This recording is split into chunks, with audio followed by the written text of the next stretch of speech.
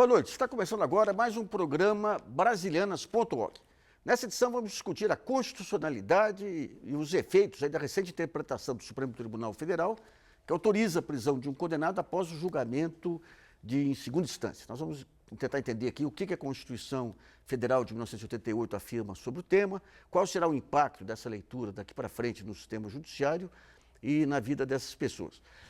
Para debater essas questões, contamos hoje com a participação do Nino Toldo, que é desembargador do Tribunal Regional Federal da Terceira Região, ex-presidente da JUF, Luiz Guilherme Conce, que é coordenador do curso de pós-graduação em Direito Constitucional da PUC de São Paulo, André Ked, que é presidente do Instituto Brasileiro de Ciências Criminais, e do nosso estúdio em Brasília, José Robalinho Cavalcante, que é presidente da Associação Nacional dos Procuradores da República. Nesse primeiro bloco, vamos entender melhor a decisão do STF. Mas antes de iniciar o debate, acompanhe a matéria a seguir.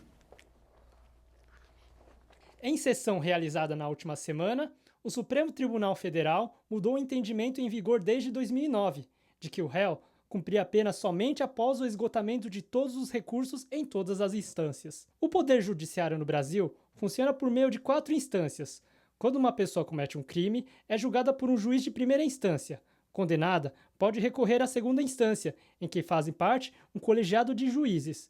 Mantendo a condenação, o réu ainda pode recorrer ao Supremo Tribunal de Justiça e depois ao Supremo Tribunal Federal, e só após o julgamento no Supremo que ele começaria a cumprir a pena.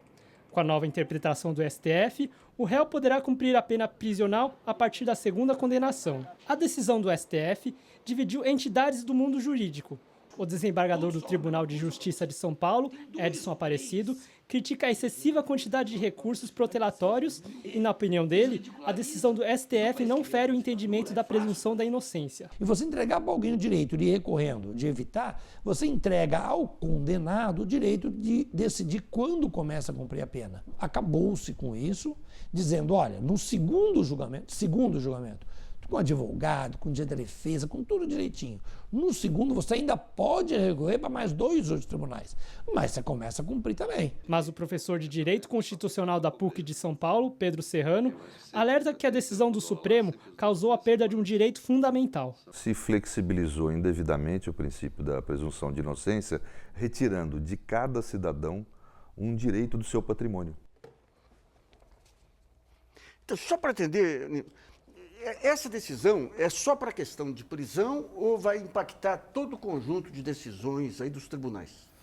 Vai impactar todo o conjunto, Nassif, mas eu gostaria de agradecer a oportunidade de estar aqui e dar saudar o doutor André, doutor Luiz Guilherme, especialmente o doutor Robalinho, lá em Brasília, com quem tive o prazer de conviver quando eu presidi a JUF.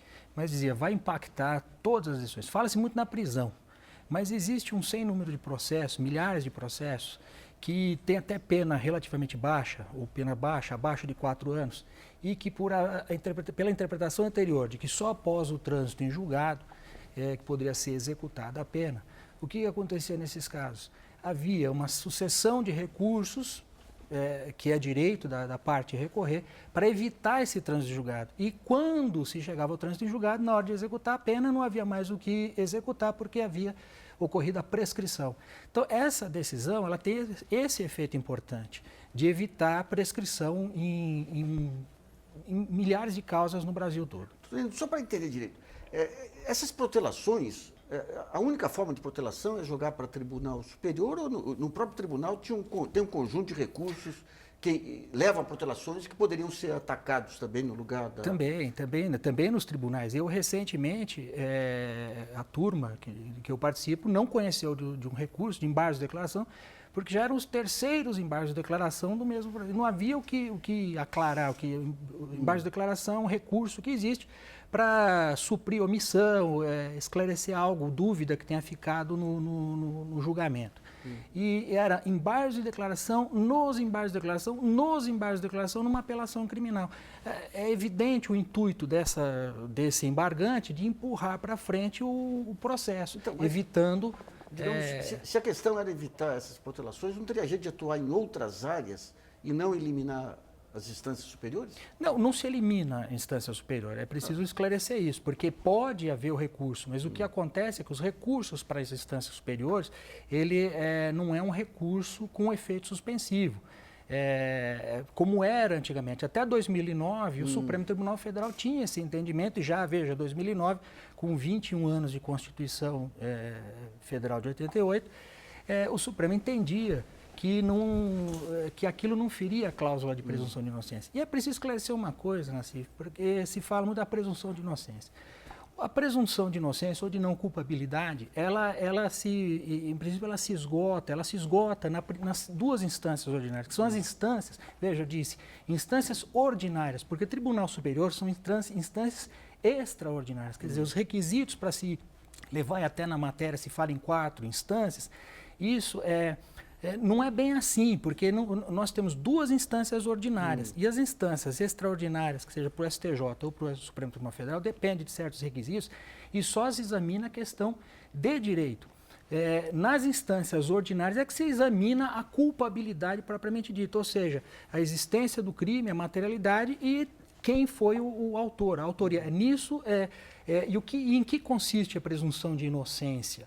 É que ninguém pode ser considerado culpado sem que tenha havido uma instrução, sem que tenha havido um exame das teses defensivas e, fundamentalmente, que o ônus de provar é da acusação. Então, depois disso tudo, quando há um julgamento pelo juiz de primeiro grau, esse juiz, quando julga, ele já faz um julgamento de culpabilidade. Então, a gente até pode dizer o seguinte, quando o juiz de primeiro grau decide, já não existe mais a presunção de inocência, mas ela se inverte. Por quê? Porque já houve uma manifestação do Estado do juiz reconhecendo culpa. Aí, o que acontece? A parte tem o direito de recorrer para uma instância superior que vai fazer uma reavaliação de todo esse processo. Dali para cima, são situações excepcionais. Então, ou seja, vai se discutir questão de se houve uma nulidade no processo, se houve respeito a garantias, etc. Esse tipo de eliminação, de cumprir a pena a partir da segunda instância, não vai expor, digamos, os réus assim, as idiosincrasias de tribunais estaduais, eventualmente? Eu agradeço a presença, o convite, congratulo os colegas e para responder essa pergunta, Nassif, eu gostaria de lhe dizer que nós temos um problema histórico no Brasil de ausência de unidade na aplicação do direito.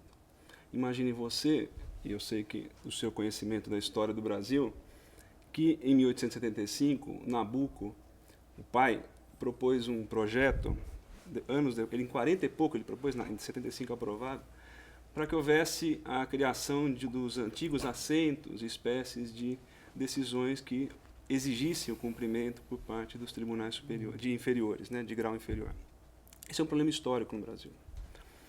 Que, por mais que nós tenhamos enfrentado esse problema no século XX, nós não resolvemos esse problema. A grande questão que está por detrás da sua pergunta me parece ser a seguinte: é problema apoderar os tribunais de segundo grau? Não. Isso não é um problema. A questão que está posta aqui é que nós não temos um sistema de precedentes eficiente. Isso significa, com os dados fornecidos essa semana, que praticamente 1/4 das decisões proferidas por esses tribunais são revistas em tribunais superiores. Mais do que isso, eu acho que aqui há uma questão que é textual. A nossa Constituição, ela, quando trata da presunção de inocência, ela conjuga ao trânsito em julgado. É uma expressão que está prevista expressamente no texto constitucional. Isso significa que há um freio para os intérpretes. E esse freio, na nossa Constituição, veja, há diversas Constituições que não são assim. A Constituição portuguesa é assim também, mas não é assim a Constituição italiana, não é assim a Constituição espanhola e assim por diante. A questão é que, no Brasil, a nossa Constituição conjuga presunção de inocência com trânsito em julgado de decisões. Significa dizer que, para o nosso constitucionalismo, a presunção de inocência vigora até o trânsito em julgado. E, nesse ponto, você percebe que o Supremo andou mal. Mas não andou mal porque simplesmente tomou uma decisão que altera um sentido possível da Constituição. Primeiro, que é uma decisão expressa do Constituinte que está na Constituição. E segundo, é que ele não faz isso para ampliar direitos, ele faz para restringir. E aqui tem um grande problema, porque o próprio Supremo entende que o dever de progressividade em matéria de direitos é exigido. Então, na minha opinião, claro, com respeito às opiniões divergentes, o Supremo interpretou equivocadamente a Constituição nesse caso. E para terminar, desculpa, eu não quero me estender demais, eu penso também que um tribunal superior, como o Supremo Tribunal Federal, que tem por função organizar a interpretação do direito, não pode, num período de 7 anos, que é mais ou menos esse o período, né, 2009, 2010, em 7 anos, ele não pode tomar uma decisão que leve a A, depois leve a B e leve a C. Isso significa que não é só um desrespeito aos precedentes no Brasil. Existe um desrespeito ao alto precedente, porque ele deve pesar para o próprio juiz, quando ele muda de opinião, levar em conta os efeitos da decisão. Por isso nós não sabemos muito bem quais são esses efeitos agora. Vamos conversar com o José Robalinho Cavalcante, que é presidente da Associação Nacional dos Procuradores da República. Robalinho, como é que você vê, dentro do dia a dia do Ministério Público, os efeitos dessa decisão? Bom, antes de mais nada, agradecer a você o chamado, o convite, Nassif, cumprimentar a todos, cumprimentar meu amigo Nino todo, aos demais participantes e aos espectadores. Essa decisão é histórica, para o Ministério Público ela é extremamente importante, na medida em que, para o sistema judicial, ela é o retorno à racionalidade e à eficiência. Queria colocar 2 fatores, um deles já levantado pelo Nino. A presunção de inocência é uma conquista das revoluções humanistas do século XIX. Ela existe de uma forma ou de outra, escrita ou entendida como derivada de princípios constitucionais em todos os ordenamentos jurídicos do Ocidente. O único lugar onde, por algum tempo, por 7 anos, se interpretou a presunção de inocência como sendo capaz de impedir que o cumprimento de uma sentença condenatória criminal até o trânsito em julgado por uma 4ª instância foi o Brasil. Era uma absoluta jabuticaba.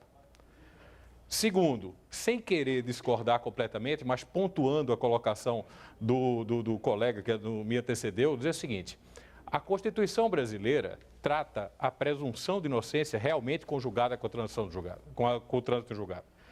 Mas ela trata a presunção de inocência falando em culpa. Ninguém será culpado até o trânsito julgado, será considerado culpado até o trânsito julgado. Se a prisão só pode acontecer com a culpa final, aí já é um salto a mais que foi feito pelo Supremo em 2009 e que agora se considerou equivocado. Em várias constituições do mundo, e em vários entendimentos jurídicos do mundo, se considera também que o trânsito julgado é importante para os efeitos finais da culpa. Mas nem por isso se leva ao limite que se levava no Brasil, que é um limite irracional por uma série de motivos que nós vamos colocar em seguida. Então, durante 21 anos, o entendimento do Supremo foi de que é possível a execução provisória da pena e voltou a ser, o ministro Theory colocou de maneira muito clara, é uma execução provisória, não contraria em nada o princípio constitucional que está posto no artigo 5º da Constituição Federal. Queria tocar também em 2 assuntos que já foram levantados, que eu julgo muito importantes e que não têm sido muito debatidos. O primeiro, realmente é fato de que não seria o ideal que o Supremo Tribunal Federal, como formador de precedentes constitucionais, alterasse o precedente em 7 anos. Mas também é fato de que esse precedente foi levado à discussão várias vezes antes de consolidado em 2009, e foi levado várias vezes pelo Ministério Público nesse meio tempo, o que mostra o sinal de que não havia um precedente consolidado ainda. A doutrina repetia como se o Supremo tivesse resolvido algo que ele resolveu por maioria num voto de 7-4, depois foi levado de novo já ao plenário alguns anos atrás e agora está se levando outra vez. O segundo ponto é a questão da unificação dos tribunais. Eu concordo com o colega, aí eu concordo. É uma preocupação que o Brasil deve ter, mas que também está progredindo por outras formas. O Supremo Tribunal Federal já tem a favor dele a repercussão geral dos casos e as súmulas vinculantes. Eu não sou contra, eu acho que o Ministério Público Federal não é contra, que se aprofunde uma discussão de súmulas também para o STJ, de forma que os entendimentos jurídicos dos tribunais superiores sejam obrigatoriamente seguidos pelos tribunais de base. Isso não significa, em absoluto, que você tenha que ter a necessidade de levar cada caso individual até os tribunais de base para você cumprir uma execução de pena.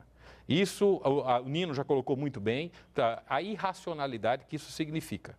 Ninguém, em nenhum lugar do mundo, a não ser no Brasil, se considerava que tinha que se julgar 4 vezes uma pessoa até levá-la à sentença condenatória. A culpa definitiva é algo que o processo procura, mas que jamais vai obter. Ela é sempre uma busca, só para terminando agora, Nassif. Tanto assim que mesmo depois de transitado e julgado, qualquer pessoa, qualquer réu, tem direito a levar novas provas e pedir uma revisão criminal. Deixa eu só entender uma coisa. Então, claro. Só pegando o André aqui. André, aí fala em prisão, efetivamente, mas, digamos, essa decisão pega todo o conjunto de penas em segunda instância. Nassif, bem, eu queria agradecer pelo convite, agradecer pela honra de estar ao lado dos colegas aqui, do meu amigo Luiz Guilherme, Nino e Robalinho.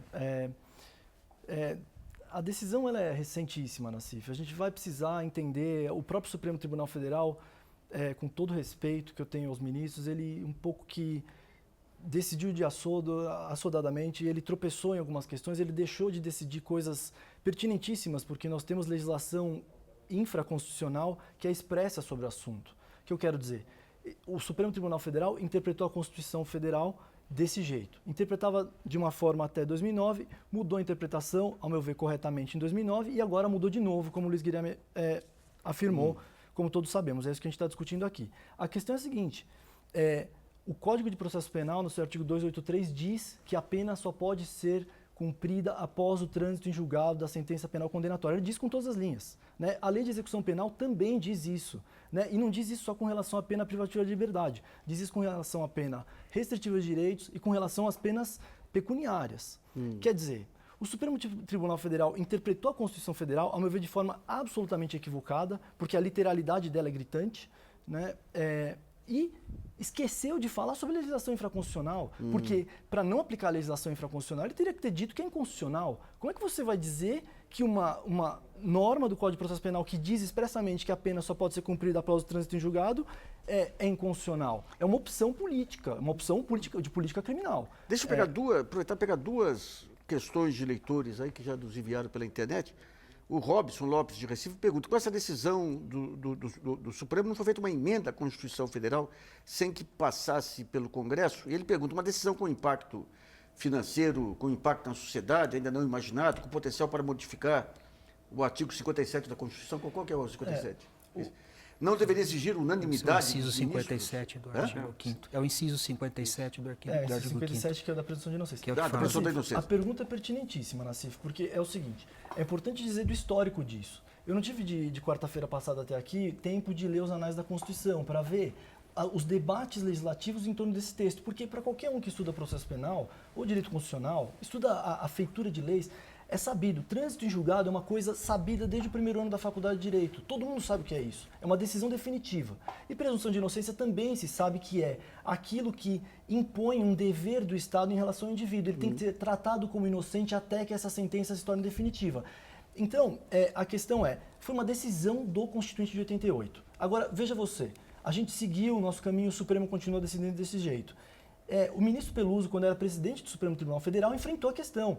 Sabendo que a Constituição impedia o que está sendo feito hoje, ele propôs a chamada PEC do Peluso, do ministro Peluso, que era uma PEC que mudava o sistema recursal, o recurso especial extraordinário, para antecipar o trânsito em julgado. E também o Ministério Público Federal, nas suas 10 medidas de combate à corrupção atualmente, tem uma proposta de PEC, né, proposta de emenda constitucional, para mudar isso. Ou seja, todos os atores, até então, aceitavam que a Constituição, tal como estava... Você quer... Exatamente. Uma PEC é porque... Porque se você tem que mudar o texto é porque o texto atual não permite. Né? Então, acho que esse histórico legislativo é importante, porque a PEC do Peluso não foi para frente. Né? Então, agora, o que acontece? Existe uma comoção social num momento de grave crise política, e o Supremo Tribunal Federal, se você assistiu o julgamento, tem 2 horas de julgamento, diversos dos ministros dizem, olha, a gente precisa resolver isso, a gente precisa dar satisfação para a sociedade, isso não está, o texto constitucional não está mais em consonância com...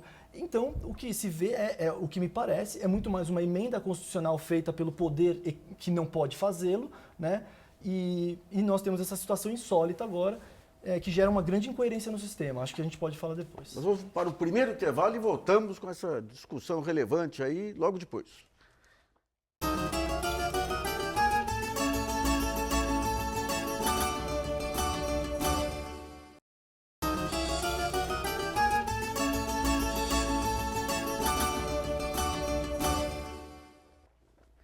Voltamos a apresentar o programa Brasilianas.org, que discute hoje a constitucionalidade da recente interpretação do Supremo Tribunal Federal, que autoriza a prisão após a segunda instância. Deixa eu perguntar para o Nino. Nino, a gente, nos últimos anos, aí, nós acompanhamos aí, vários casos aí, em tribunais estaduais de governadores que perderam o mandato, acusados de comprar voto por R$10, e coisas que você via que havia um quadro claro de interferência política nesses tribunais. E, ao mesmo tempo, a gente tem os Ministérios Públicos Estaduais que não gozam, em muitos estados, da autonomia do federal também. Esse tipo de interpretação não expõe muito em estados, digamos, com a justiça menos presente, aí, a retaliações políticas e a influência política dos governos sobre os tribunais estaduais? Olha, Nassif, isso pode ocorrer, pode haver influência de políticos em tribunais estaduais, vamos admitir que possa acontecer. Mas isso é uma situação, vamos dizer, excepcional. E nós não podemos pensar sistemicamente pela exceção. Foi dito pelo Dr. Guilherme há pouco que um estudo, eu não vi esse estudo, 1/4 das decisões são reformadas pelos tribunais superiores. Muito bem, precisaria ser verificado. Quais tribunais? Porque não é linear isso. Eu sei, por exemplo, que há uma alteração significativa de decisões do Tribunal de Justiça de São Paulo em matéria penal pelo Superior Tribunal de Justiça, coisa que não acontece nos tribunais federais. O nosso grau de modificação dos julgados nos tribunais federais é pequeno. E, como eu disse, não é modificação em relação à questão de fato, que é aquela que é objeto de análise pela primeira e segunda instância. Daí, a possibilidade de execução provisória em relação à matéria... Deixa eu só dar um exemplo que pega... E depois pega o meu meio. Fala só um outro aspecto também importante. Mas só para colocar isso aí, você fala que não é geral, não pode pegar as exceções. Mas vamos pegar um caso típico aí. Você tem hoje, digamos, no meio midiático, aí você tem os jornais que tem uma voz praticamente unânime, você tem um contraponto que é feito pelos blogs. E os jornais, eles entram, por exemplo, com ações, querendo indenizações e tudo. E tem, em alguns tribunais, especificamente o Rio de Janeiro, a Globo tem uma ampla influência lá. Se vigorar isso aqui, acaba com os blogs, porque a condenação em segunda instância, dentro de um modelo em que você tem uma jurisprudência formada no Supremo pela liberdade de imprensa. Até chegar no Supremo, isso aí já quebrou toda a blogosfera aí. Isso aí, digamos, eu estou falando um aspecto que pega...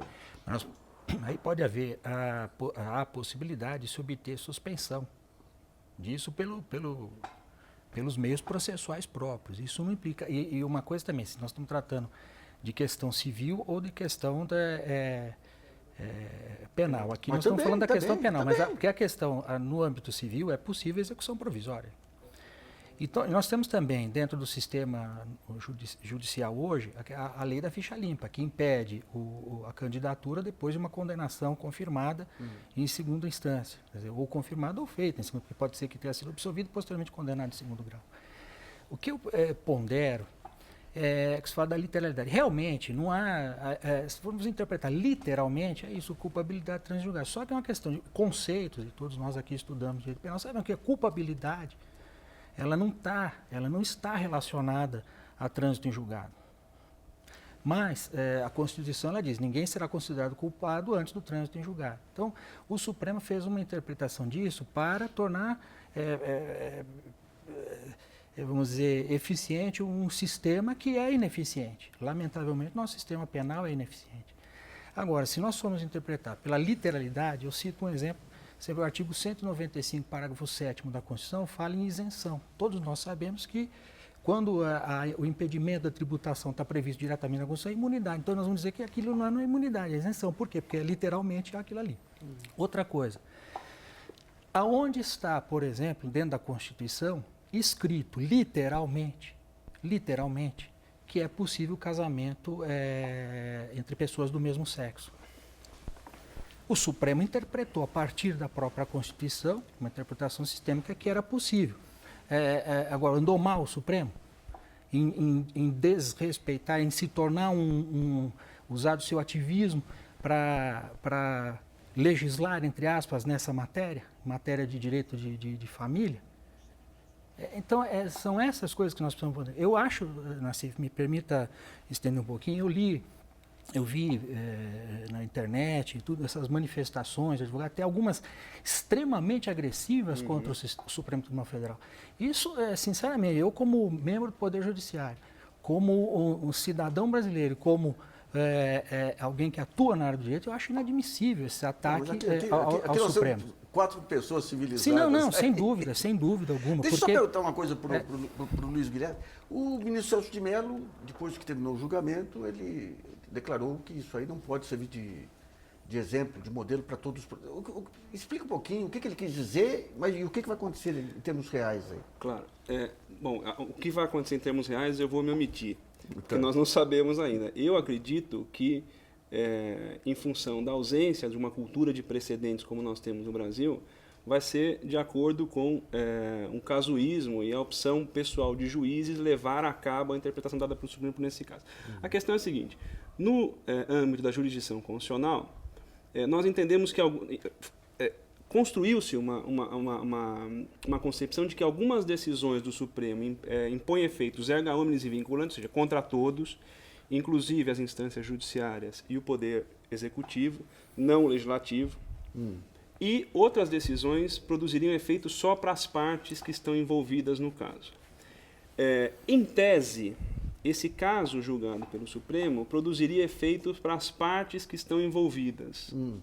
O problema é que há uma porção de reformas ocorridas no âmbito da jurisdição, não só constitucional, mas da jurisdição civil, que fazem com que essas decisões produzam efeitos em outros casos. Por exemplo, a partir do momento em que, na emenda 45 de 2004, nós criamos o requisito da repercussão geral nos recursos extraordinários, né, que também está sendo levado agora para o STJ. A síntese disso, Nassif, é a seguinte. Primeiro, eu acredito que o ministro Celso de Mello não deveria ter dito isso no dia seguinte ao julgamento, porque isso enfraquece, inclusive, uma posição que é institucional da Corte, né? A Corte tem que se manifestar institucionalmente. Eu acredito que um ministro do Supremo, como um juiz do Tribunal, não pode se manifestar, não é contrariamente ao Tribunal, mas no ambiente democrático, o derrotado tem que defender a decisão da maioria. Então, particularmente em que pese ter o maior respeito do ministro Celso de Mello, eu acredito que ele não deveria ter feito isso primeiro.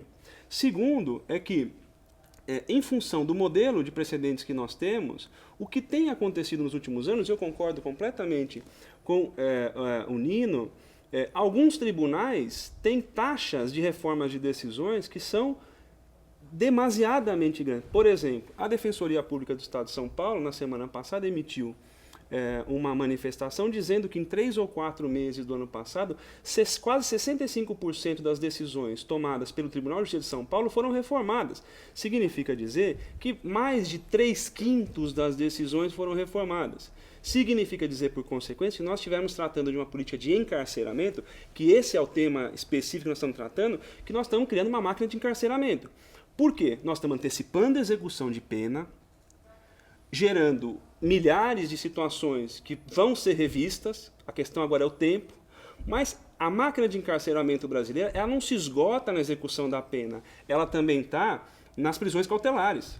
O Brasil tem números altíssimos de prisões cautelares. Imagine você, por exemplo, a doutrina brasileira, nós professores gostamos muito da comparação com os países centrais. Eu, particularmente, nos últimos anos, tenho me afastado um pouco disso e trabalhado um pouco com o que a gente chama de constitucionalismo latino-americano. Eu acho que nós nos comparamos melhor aqui. A questão que eu quero dizer é a seguinte: nós temos taxas mais altas de prisões cautelares, por exemplo, que a Colômbia, que o Chile, que a maioria das províncias argentinas. Ou seja, a nossa máquina de encarceramento está prendendo antes, mantendo o indivíduo preso por mais tempo e antecipando a execução da pena. Não bastasse, desculpa, esse é um tema que eu acredito ser muito importante, não bastasse isso, Nassif, há pesquisas acadêmicas que comprovam mais duas questões que essa máquina produz. Primeiro, esses indivíduos presos cautelarmente por muito tempo têm taxas de suicídio muito maiores. Eu acho que isso seja importante primeiro. A segunda questão é, comprova-se a partir de algumas pesquisas, tem algumas publicadas por exemplo, na revista da PUC do Rio, que o número de condenações nos casos em que há prisões cautelares é bastante maior do que em outros. Significa dizer assim, que os juízes, por óbvio, isso é uma questão humana, humanitária de preservação da consciência, condenam mais e têm restrições a absolver em casos em que há prisões cautelares. É uma máquina de encarceramento que nós estamos criando. Em síntese, quando nós tínhamos que reformar o sistema brasileiro, o que nós fizemos foi fazer uma plástica no braço. O cadáver, o corpo está lá exposto. Nós fizemos uma plástica no braço. O problema é que os efeitos vão repercutir nos outros membros. E aí é que nós teremos questões. A gente consegue... Robalinho, você viu os argumentos aqui... Eu tenho uma pergunta para fazer. Em termos das pesquisas, o Nino ele colocou aí um caso aqui em São Paulo que o sujeito protelou, mas internamente, no mesmo tribunal. Eu pergunto o seguinte, tem alguma pesquisa que mostra como que se posterga uma sentença? Porque é o seguinte, você tem a mudança de um tribunal, de uma instância para outra, que atrasa a pena. Mas você tem todos os procedimentos protelatórios no mesmo nível, segunda instância e terceira instância. Tem alguma pesquisa que mostre qual que é o tipo de expediente que é mais utilizado? Eu não sei se eu vi alguma que diga qual é o mais utilizado. Agora, a sua observação é altamente pertinente, Nassif. Você tem cerca de 10 a 12 patamares, e não apenas 4, se você considera os níveis inferiores de turma, possibilidade de embargos infringentes para plenário e tal. O número de recursos que são aceitos de agravos para não recebimento e tal, chega a algumas dezenas. Quanto à reforma nos tribunais superiores, eu só queria apontar já que você levantou essa questão em cima de demora, é o seguinte, o número que nós temos, a partir da pesquisa Suprema em Números, pelo menos no Supremo Tribunal Federal, é que as alterações de sentença condenatória para absolvição são baixíssimos os casos. Reforma significa alteração de sentença. Pode haver reforma para acentuar a condenação, inclusive, o Ministério Público vence muitas dessas reformas. Segundo, pode haver reforma diminuindo a pena ou alterando a forma de cumprimento da pena de algum jeito, mas que não resulta em absolvição. O grande ponto que tem que se levantar é o seguinte, o Supremo Tribunal Federal agora julgou de maneira, e eu vou só pontuar com o colega falou e discordar dele, de um ponto crucial. O Supremo fez um julgamento extremamente técnico e extremamente ponderado. Não houve nenhum alarido de pressão da opinião pública, isso absolutamente não aconteceu. O voto do ministro Teori Zavascki foi um voto técnico, um voto, eu desafio quem lê a achar ali algum reflexo maior da opinião pública. Seguiu-se a ele o voto do ministro Barroso, que é oriundo da advocacia, tá? Nunca participou do Estado do lado da acusação e foi outro voto extremamente ponderado a favor da racionalidade. E é aquele desafio que nós colocamos, que estão sempre se passando, tangenciando a torno dela. A presunção de inocência existe no mundo inteiro. Apenas no Brasil é que havia aquela interpretação que durou 7 anos. Uma interpretação equivocada, que desmerecia o juiz da causa, levava a um sistema irracional, que considerava as pessoas condenadas, levava-se 10, 12, 15 anos para que se cumprisse a condenação.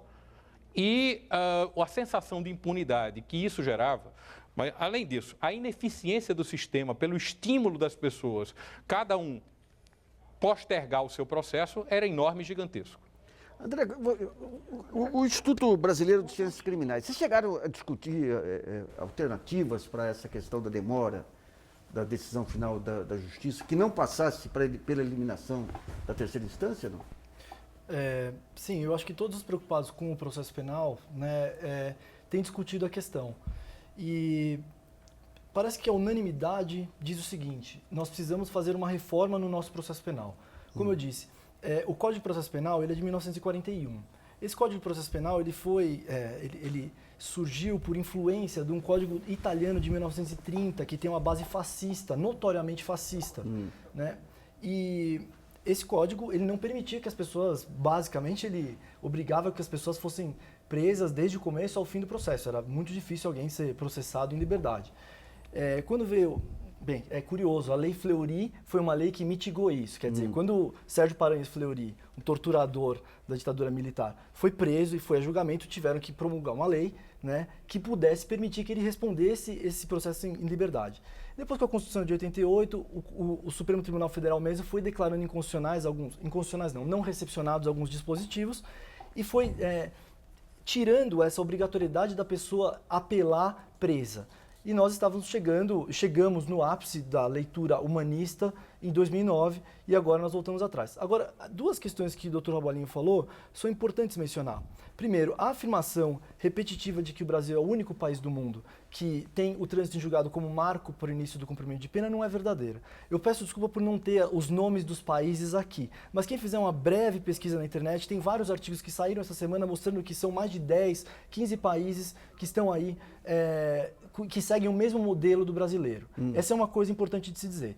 Segunda coisa, eu acho que a questão de taxa de reforma, quer dizer, esse número de 25% falado pelo Luiz Guilherme é um número utilizado pelo ministro Celso de Mello no julgamento a partir de dados do próprio Supremo Tribunal Federal, né? Agora, convenhamos, seja pequena ou grande essa taxa, a questão é que modelo de Estado nós queremos, né? Nós formatamos a nossa Constituição Federal em 1988 porque nós passamos por uma ditadura militar cruel e que mostrou para nós que o Estado estava engolindo os indivíduos. Então a opção foi uma opção humanista. Quer dizer, nós só vamos deixar alguém começar a cumprir pena depois que o processo terminar. Deixa eu aproveitar e colocar uma pergunta aqui do Arnaldo Bertoni, aqui de São Paulo, que coincidentemente é um argumento que ontem eu ouvi do ministro Luiz Roberto Barroso, aí, que é o seguinte: instâncias superiores no Brasil, apesar de disponíveis a qualquer cidadão, custam caro e notoriamente são utilizadas pelas classes mais altas da sociedade. Essa decisão terá algum impacto no aumento da população carcerária? Primeira coisa. E segundo, seria uma maneira de coibir os crimes de colarinho branco? Vamos lá, por partes. Primeiro, população carcerária. Eu já tive a oportunidade de dizer que eu considero uma decisão perigosíssima do Supremo Tribunal Federal, porque, de um lado, o presidente do Supremo, no CNJ, o ministro Ricardo Lewandowski, tem encabeçado a luta pelas audiências de custódia. E ele foi até a OEA dizer disso e falar disso, da importância desse projeto. Está lutando para implantar no Brasil inteiro porque ele quer diminuir a população carcerária. Então, de um lado, o presidente do Supremo toca esse projeto muito exitoso e corretíssimo. De outro, o Supremo me dá essa decisão que vai ter um impacto desastroso no sistema carcerário. Acabou de sair ontem o relatório da ONU sobre o sistema carcerário brasileiro, não tive tempo de ler, mas sobre tortura, do relator da tortura, a recomendação dele é veemente para que o Brasil desencarcere, urgentemente. O Brasil é o quarto maior país em taxas mundiais de encarceramento, fica atrás só dos Estados Unidos, China e Rússia. Só que, entre esses quatro, o Brasil é o único que sobe a taxas exponenciais há mais de 10 anos e todos os outros estão diminuindo a sua taxa de encarceramento. Então, você vê, parece uma decisão que não leva em consideração a nossa realidade trágica do sistema prisional. O Supremo, em dezembro desse ano, novembro ou dezembro do ano passado, reconheceu o estado de inconstitucionalidade das nossas prisões. Reconheceu que seres humanos não são tratados como seres humanos ali e, ao mesmo tempo, dá uma decisão dessa. Essa é a primeira questão. Segunda questão, colarinho branco. É uma ilusão. Quando o Dr. Nino disse que a gente não pode usar exceção para tratar como regra, eu concordo. Agora, a questão é, quem acessa o Supremo Tribunal Federal? Nós não temos esses dados. Para ser bem concreto, os tribunais superiores começaram a recrudescer o entendimento sobre habeas corpus depois que as defensorias públicas foram começando a ser implantadas no Brasil. Ou seja, quando o pobre começou a acessar o superior e o Supremo, eles fecharam a porta e falaram, nós não estamos dando conta. Né?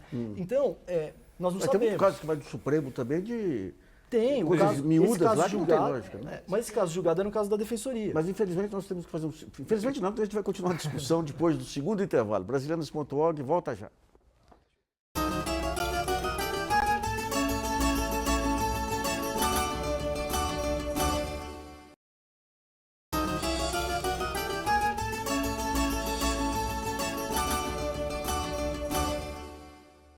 Voltamos a apresentar o programa Brasilianas.org, que discute hoje a constitucionalidade e a recente interpretação do Supremo Tribunal Federal, que autoriza a prisão após a segunda instância. Eu volto para Brasília com o Robalim.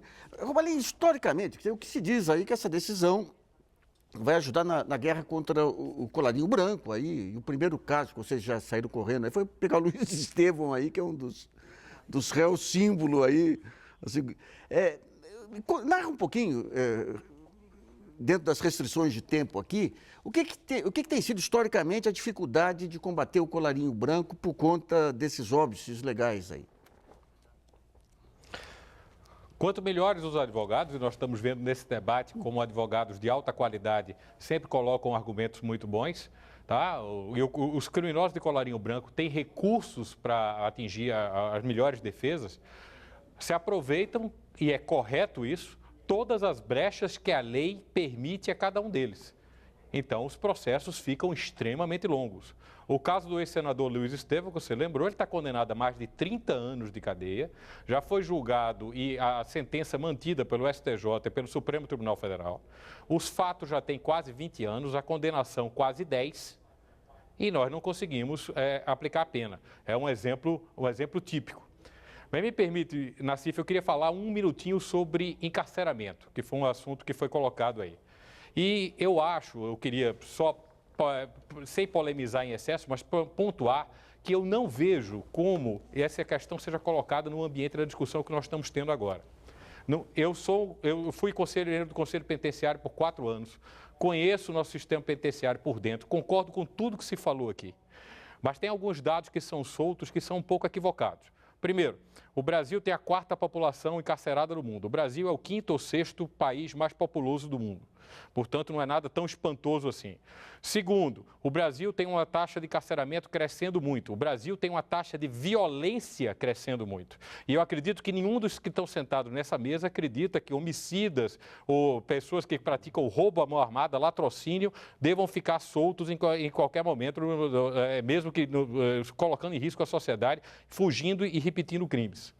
E o terceiro ponto que é o seguinte, a gente acaba com o encarceramento, o Ministério Público Federal é um entusiasta a favor da medida, por exemplo, das audiências de custódia e de análise de medidas alternativas, de penas alternativas, que não encarcerem nos crimes violentos e não encarcerem nos crimes dos réus primários. Mas nós estamos discutindo aqui a aplicação de pena de pessoas que foram condenadas por crimes graves em boa parte dos casos, em 2 instâncias. Então, não é por aí que se vai resolver o problema do encarceramento. E termino aí dizendo o seguinte, se você quiser nos chamar para um novo debate daqui a um ano, obviamente eu não tenho tempo para expor por que eu tenho essa conclusão, mas eu tenho certeza que não vai haver qualquer explosão de encarceramento em razão dessa decisão. Vão ser casos pontuais, como havia o sistema jurídico funcionando perfeitamente a partir de 2009. Não haverá nenhum desastre, não é nenhuma decisão desastrosa, muito pelo contrário, devolve-se a racionalidade do sistema. Tem um VT que nós preparamos também aí, que eu deveria ter chamado no começo aí, mas eu acabei deixando passar, vamos ver agora. Baseado na recente conclusão do Supremo Tribunal Federal, que permite que um réu condenado em segunda instância possa começar a cumprir a pena, o Ministério Público Federal pediu ao Supremo a detenção imediata do ex-senador Luiz Estevão e do ex-empresário Fábio Monteiro de Barros Filho. Os dois foram condenados à prisão pelo desvio de 3 bilhões das obras de construção da sede do Tribunal Regional do Trabalho em São Paulo. Desde que foram sentenciados a 31 anos, os réus apresentaram ao todo 63 recursos, todos rejeitados pela Justiça. Mesmo com o horizonte de agilizar o cumprimento das penas, Pedro Serrano acha que o Supremo invadiu indevidamente a competência do Legislativo. Não é competência do Judiciário ingressar nesse tipo de apreciação de fato, né? Isso é competência do legislador. Quem tem que resolver o problema da ausência, vamos dizer, de uma suposta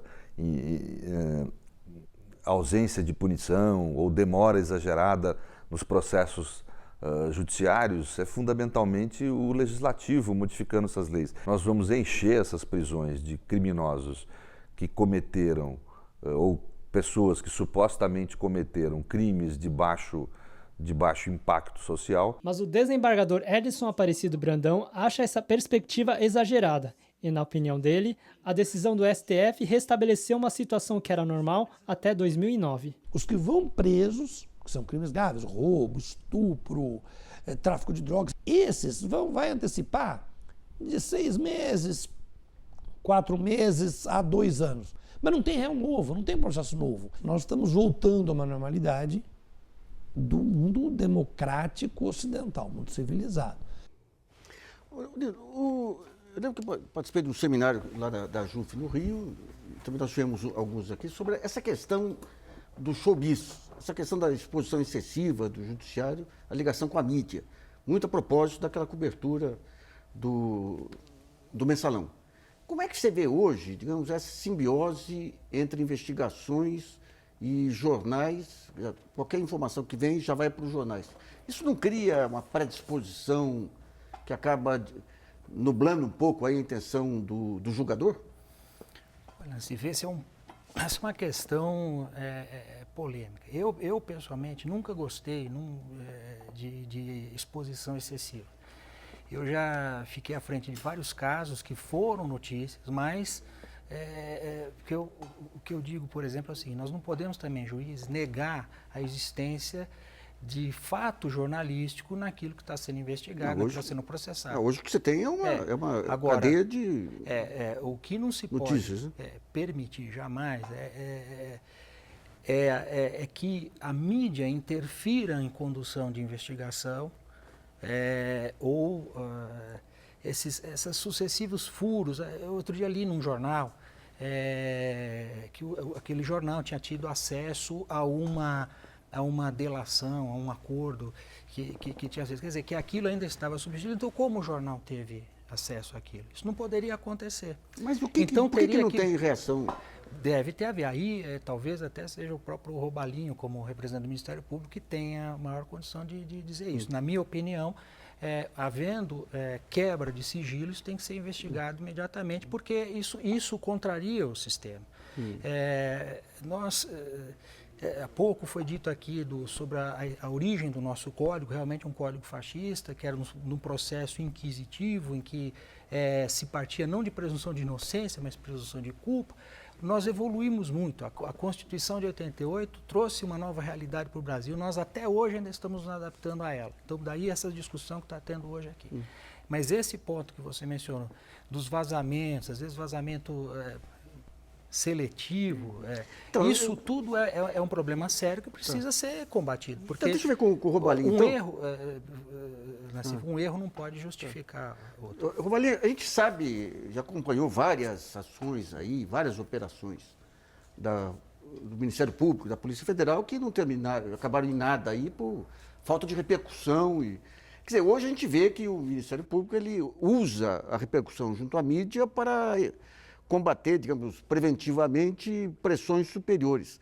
Mas à medida em que a mídia que bate o bumbo, a mídia define o que ela dá espaço ou não cria um desequilíbrio, digamos, nas próprias investigações do Ministério Público? Aquilo que não tem o bate-bumbo da mídia não avança, aquilo que a mídia tem o bate-bumbo avança. Não cria um desequilíbrio, inclusive, no próprio jogo político? Eu não sei se eu concordo com essa sua última afirmação, Nassif. Eu acho que, até pela obrigatoriedade da ação penal, as ações prosseguem sempre quando tem repercussão ou quando não tem repercussão. Muitas ações importantes acontecem no Ministério Público do Brasil inteiro, não apenas no Ministério Público Federal, todos os dias e talvez não tenham sido noticiadas. Nós que temos a vivência dentro dos tribunais e sabemos disso. Você tocou num ponto que é a questão da repercussão. Veja bem, vamos pegar, até dar nome aos bois, pegar o caso específico, o que mais repercussão hoje que tem é a Operação Lava Jato. Os meus colegas, quando dão entrevistas, têm cumprido à risca a orientação do CNMP, só falam no momento em que é apresentada a denúncia, ou que acontecem fatos que são notícia no Brasil inteiro por conta das ações coercitivas, para explicar o que está acontecendo. O juiz da causa, doutor Sérgio Moro, não dá entrevistas. Pura e simplesmente, ponto. De informações permanente, pô. Permanente. O vazamento, aí eu vou concordar com o Nino. O vazamento, quer dizer, são duas coisas diferentes. Primeiro, o vazamento tem sempre que ser investigado quando se vaza informações sigilosas. Eu, como procurador, fui titular durante 2 anos da investigação do vazamento da Operação Hurricane. A gente não tem tempo aqui para eu explicar alguns anos atrás. O ministro Peluso solicitou, nós abrimos um inquérito policial e nós investigamos exaustivamente por 2 anos. Infelizmente, não conseguimos prova. Tudo isso tem que ser investigado. Mas, se você me permite, eu quero inverter um pouco e colocar um pouco a responsabilidade também sobre a mídia. Sim, total. Primeira coisa. Então, que eu sei que você é um dos que aponta isso com muita facilidade. Que é o seguinte, olha, a informação chega, sabendo-se que é uma informação sigilosa, chega de alguma forma na mídia, e o entendimento jurídico no Brasil é que os jornalistas podem divulgar impunemente. Não é crime, mesmo eles sabendo que aquela informação está sob sigilo. Há um equilíbrio aí entre encontrar a liberdade de imprensa e a liberdade da imprensa corroborar ou colaborar com passar uma informação que é sigilosa, que ele sabe que é sigilosa, tá? Muitas vezes, inclusive, atrapalhando o andamento de investigações e invadindo a privacidade de pessoas. Então, e a outra coisa é o seguinte, me permite só, Nassif, mais 30 segundos para te dizer o seguinte, se chega uma notícia aí, não é vazamento, eu estou falando da notícia correta. A denúncia foi apresentada contra, por exemplo, o senhor Marcelo Odebrecht e mais 7 ou 8 réus executivos que tratam lá de determinada empresa. E a mídia noticia apenas em cima do doutor Marcelo Odebrecht, é porque ele é notícia por si só. O Ministério Público não tem nenhuma responsabilidade, nem a Justiça, sobre isso. É uma questão do ângulo que a mídia dá à reportagem. O fato de ter uma organização, digamos, bem montada, azeitada, eficiente, juízes, procuradores e delegados, de certa forma não cria uma responsabilidade coletiva em cima disso? Bom, eu só queria desfazer algo que correu por aqui. Se existe uma certa contrariedade entre nós, não é porque somos advogados ou procuradores da República ou juízes. Eu sou professor, eu não exerço advocacia, eu não sou advogado na área criminal, como o doutor André, então eu estou falando aqui como professor, primeiro. E, então, que se desfaça qualquer conjectura a respeito de parcialidade de qualquer manifestação. Não, eu falo como professor, e penso que não há qualquer contaminação do que eu estou dizendo. A segunda questão que eu acho importante, que fique claro também, dos blocos anteriores, realmente não se pode afirmar, com respeito, que o Brasil é jabuticaba nisso. Não é. Porque os sistemas judiciários são diferentes, os textos constitucionais são diferentes e a comparação jurídica no Brasil é fraca. Terceiro lugar, nós estamos esquecendo que nós somos parte de 2 sistemas internacionais de proteção de direitos humanos que não são sistemas de proteção da moral nem da religião, são proteção dos direitos humanos. Isso é direito, isso é tratado, nós assinamos. E, por exemplo, no sistema interamericano há informes, por exemplo, o informe da Comissão Interamericana de 2013, que reflete os dados do continente e diz, sim, que há uma política de encarceramento no continente. Infelizmente, nós vamos ter que voltar com outro programa, porque o tema aqui permite continuar. Mas hoje o programa Brasilianos.org sobre a constitucionalidade da prisão após condenação em segunda instância termina por aqui. Agradeço muito a participação do Nino Todo, que é desembargador do Tribunal Regional Federal da Terceira Região e ex-presidente da JUF, do Luiz Guilherme Conce, que é coordenador do curso de pós-graduação em Direito Constitucional da PUC de São Paulo, do André Ked, que é presidente do Instituto Brasileiro de Ciências Criminais, e do nosso estúdio em Brasília, de José Robalinho Cavalcante, que é presidente da Associação Nacional dos Procuradores da República. Também agradeço a você que de casa que nos acompanhou em mais essa edição. Lembre-se, você pode continuar colaborando, enviando sugestões, textos e vídeos para o portal brasilianas.org. Esse espaço aqui também é seu. E voltamos na próxima segunda-feira. Até lá.